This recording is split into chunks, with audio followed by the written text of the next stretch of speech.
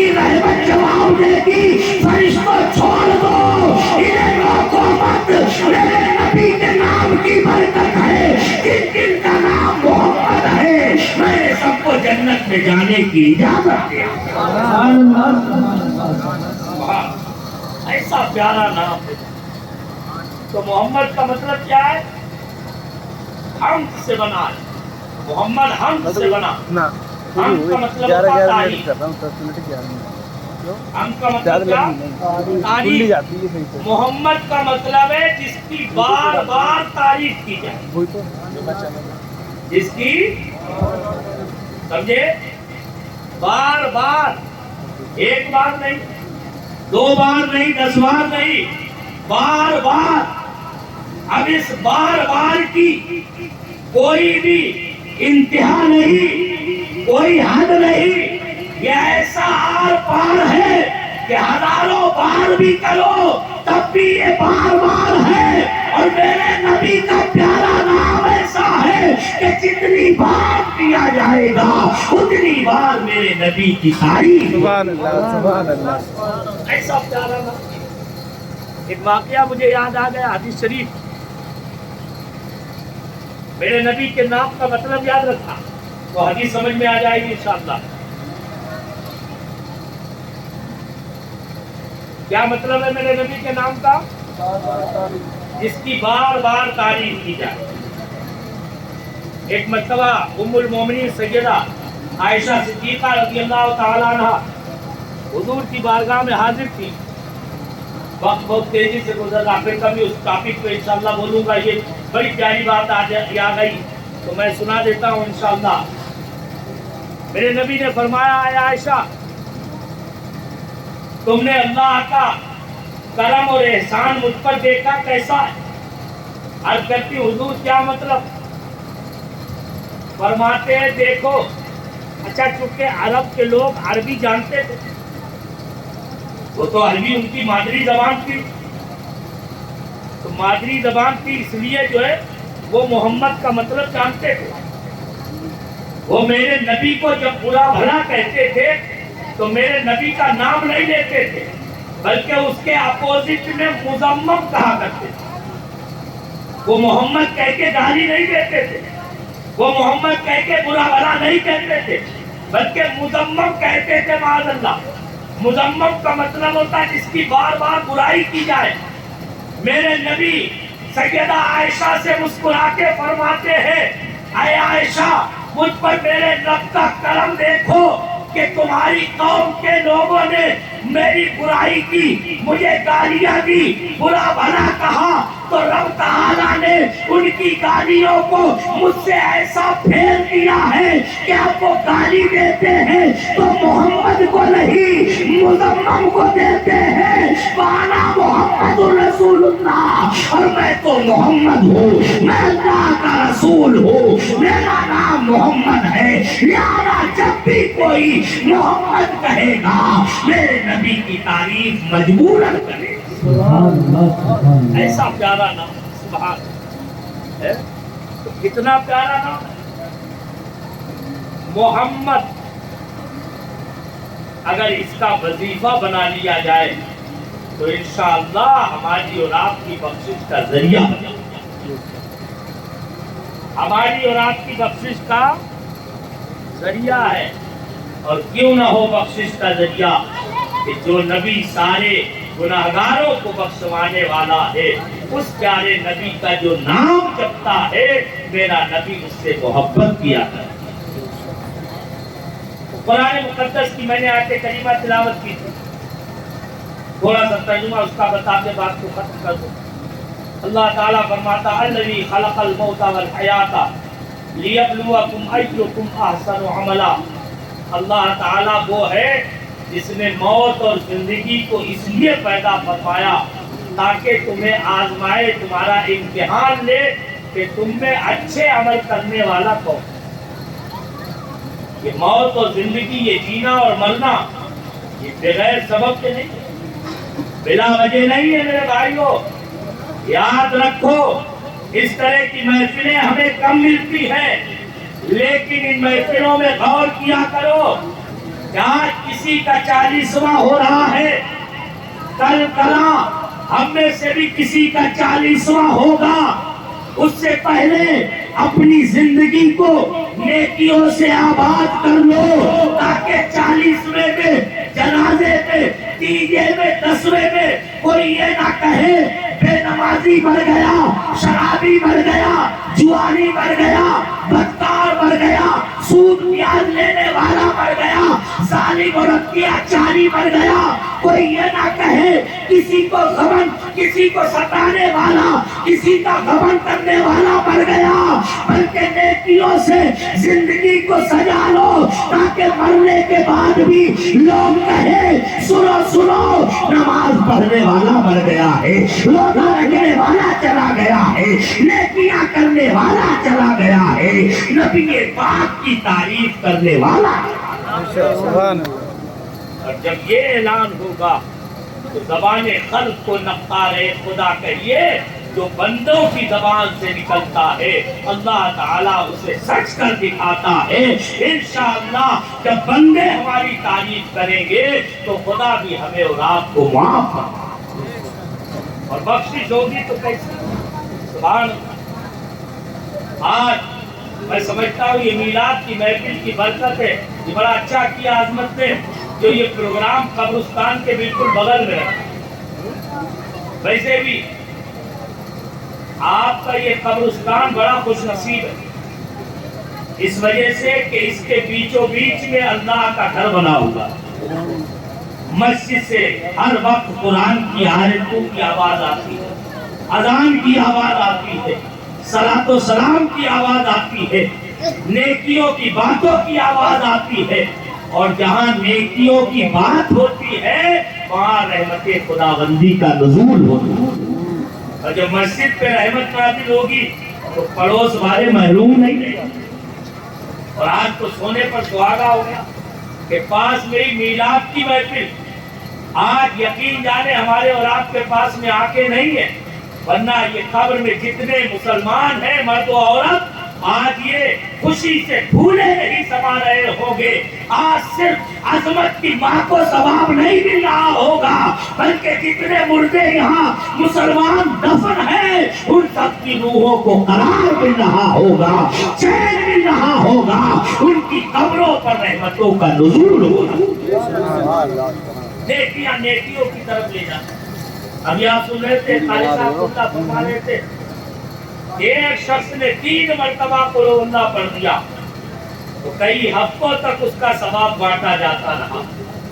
تو آج کی اس محفل میں تو کتنی قرآن کی آیتیں پڑھی گئی، کتنی مرتبہ سبحان اللہ کہا گیا، کتنی مرتبہ درود پڑھا گیا، آیتیں حدیثیں پڑھی جا رہی ہیں، تقریر ہو رہی، نیکیوں کی باتیں ہو رہی ہیں، میرے نبی کا پیارا پیارا نام لیا جا رہا ہے۔ اس کی برکت اور رحمت کا کون اندازہ کرے؟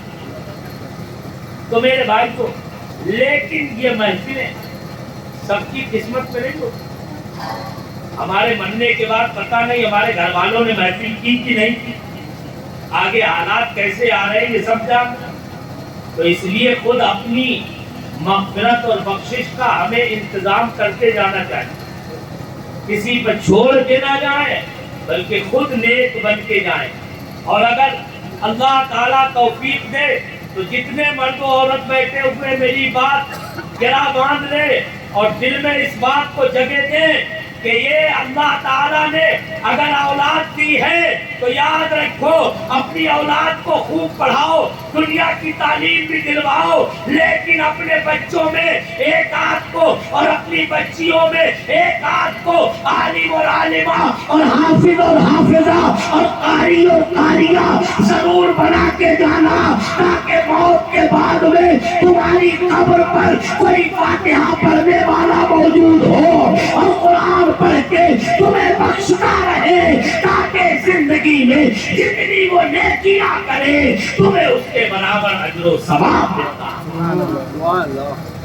اور جو اپنی اولاد کو نیک بناتے ہیں، اتنے سال سے میں آ رہا ہوں، آپ مجھ سے بڑی محبت کرتے ہیں، اللہ کا شکر ہے، مجھے بھی آپ سے محبت ہے یقین جانے، لیکن اس محبت کا بھی صحیح فائدہ آپ نے نہ اٹھا پایا، صحیح بات ہے، صحیح فائدہ نہ اٹھا پایا. 2-4 بچیاں تو آپ کی پڑھ گئی. ایک مولانا عظیم الشان کے علاوہ پورے محلے میں آج تک کوئی بھی عالم اور حافظ نہیں بن پایا. یہ ہماری اور آپ کی کمی ہے. آپ چاہتے تو قنوج جیسے ادارے سے میرا تعلق ہے الحمدللہ. آپ سب جانتے لڑکے لڑکیوں کا اتنا بڑا ادارہ، اگر چاہتے تو مجھے تقریباً 15 سال ہو گئے آتے ہوئے. 14-15 سال میں نہ جانے کتنے بچے عالم اور حافظ بن چکے ہوتے. اور آج ہماری بستی کی مسجد کسی امام کے نہ ہونے کی وجہ سے خالی نہ ہوتی، بلکہ ہمارے گھر کے بچے حافظ اور عالم ہوتے تو مصلی پہ کھڑے ہو کے ہمیں قرآن بھی سناتے اور ہمیں اور آپ کو دعائیں دے کے، ہمارے لیے دعائیں کر کے اور نیکیاں کر کے خود اپنی اور ہماری بخشش کا ذریعہ. بتائیے کرنے کی ضرورت ہے کہ نہیں؟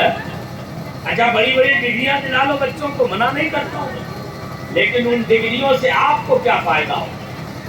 زیادہ سے زیادہ یہ ہوگا، کہا جائے گا فلاں کا بیٹا انجینئر ہے، ڈاکٹر، ماسٹر ہے، یہ ہے وہ ہے، بیرسٹر ہے، فلاں بن گیا، ڈھکا بن گیا. لیکن آپ جانتے ہیں زیادہ تر اونچی ڈگریاں رکھنے والے لڑکے بڑھاپے میں ماں باپ کو ایک روٹی دینے کو تیار نہیں ہوتے. ماں باپ کے پیر دبانا تو بڑی چیز ہے. محبت سے آج کی نئی جنریشن اپنے ماں باپ سے بولنے کو تیار نہیں. لیکن کیسا ہی برا صحیح، اگر بیٹا حافظ یا عالم ہے تو اتنا تو جانتا ہے کہ ماں باپ کو ستانا، انہیں برا بھلا کہنا یہ جہنم میں لے جانے والا ہے. اس لیے وہ ماں باپ کی خدمت بھی کرتا ہے، ان کا ادب بھی کرتا ہے اور خدمت کر کے اپنے آپ کو جنت کا حقدار ہوتا ہے کہ نہیں؟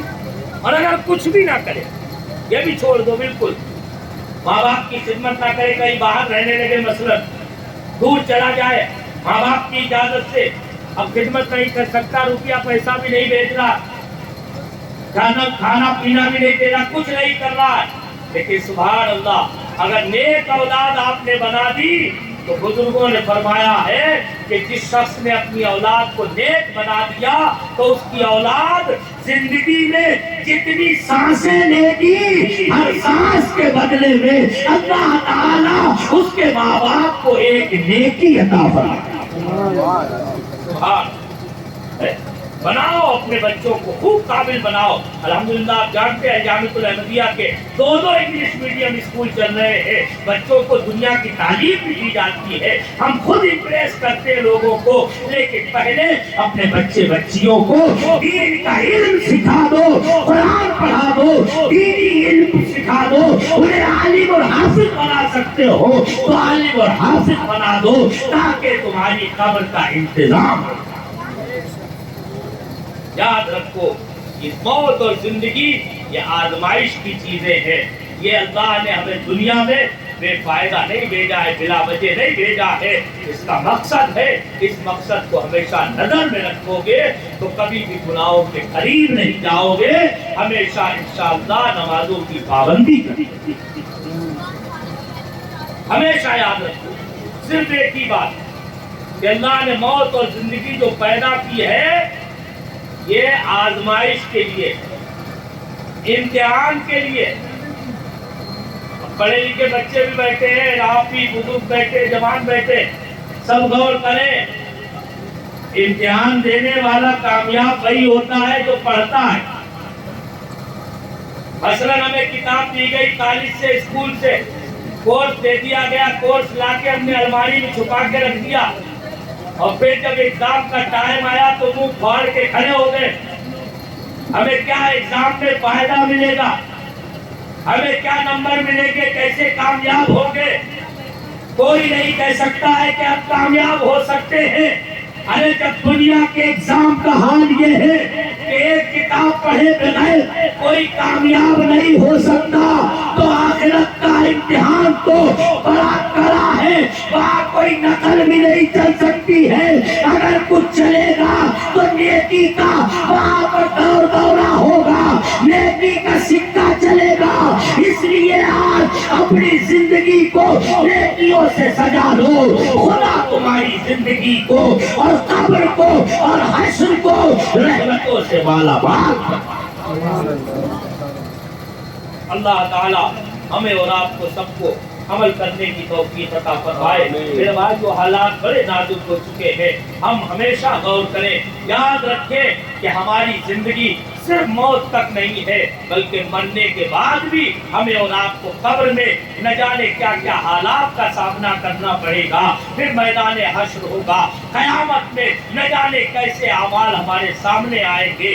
اس لیے آج ہی ہمیں ہوش کے ناخن لے لینا چاہیے، اور سارے مرد و عورت جتنے بیٹھے ہیں سب کو اپنی زندگی کو نمازوں سے، روزوں سے، قرآن کی تلاوت سے اور بچے بچیوں کو نیک بنانے کی دولت سے آراستہ کر لینا چاہیے، تاکہ ہمارے مرنے کے بعد بھی ہماری قبر پر رحمت کے پھول برسیں۔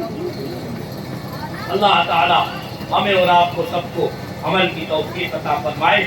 ایک آخری بات آپ حضرات غور سے سن لیں کہ آنے والی 29، 30، 31 مئی کو، ویسے تو میں آپ میں سے زیادہ تر کو معلوم ہوگا، لیکن پھر بھی یاد دلا رہا ہوں میں، 29، 30، 31 مئی کو ہمارے حضرت حضور بیر العرفان مفتی آفاق احمد صاحب قبلہ علیہ رحمت و رضوان کا اتفاق کرنول شریف میں ہے۔ آپ حضرات سب کو میں دعوت دیتا ہوں، تمام مرد عورتوں کا بھی پروگرام ہوتا ہے، آپ جانتے ہو، خاص طور پر 30 تاریخ کو دن میں سیمینار ہے، شام میں بہت بڑی انٹرنیشنل کانفرنس ہے، جس میں آسٹریلیا کے نائب مفتی اعظم وہاں تشریف لا رہے ہیں، اور فرانس کے بہت بڑے شیخ عمر فاقحانی اور بنگلہ دیش کے بہت بڑے عالم، یہ 3 عالم تو باہر کے، اور ایک ساؤتھ افریقہ دلاس یونیورسٹی کے بہت بڑے ریڈر ہیں، ٹیچر ہیں وہاں کے، وہ بھی تشریف لا رہے ہیں۔ اس کے علاوہ بہت بڑے بڑے علماء آئیں گے، مشائخ آئیں گے، پیران اعظام، آپ اس میں تشریف لائیں۔ اور 30 کو دن میں ہی عورتوں کا بہت بڑا اجتماع ہوگا، آپ دونوں محفلوں میں شریک ہو۔ 31 کو کل شریف کی محفل 11 بجے ہوگی، آپ سب میں شریک ہو، انشاءاللہ آپ کے ایمان کو تازگی ملے گی۔ سب لوگ ضرور کوشش کریں، تھوڑی دیر کے لیے آپ آئیں گے تو انشاءاللہ آپ کے ضرور جذبہ ایمانی کو حرارت مل جائے۔ اللہ تعالی ہمیں اور آپ کو سب کو عمل کی توفیق عطا فرمائے۔ استغفر اللہ ربی من کل ذنب واتوب الیہ، وآخر دعوانا ان الحمد للہ رب العالمین۔ علیہ السلام۔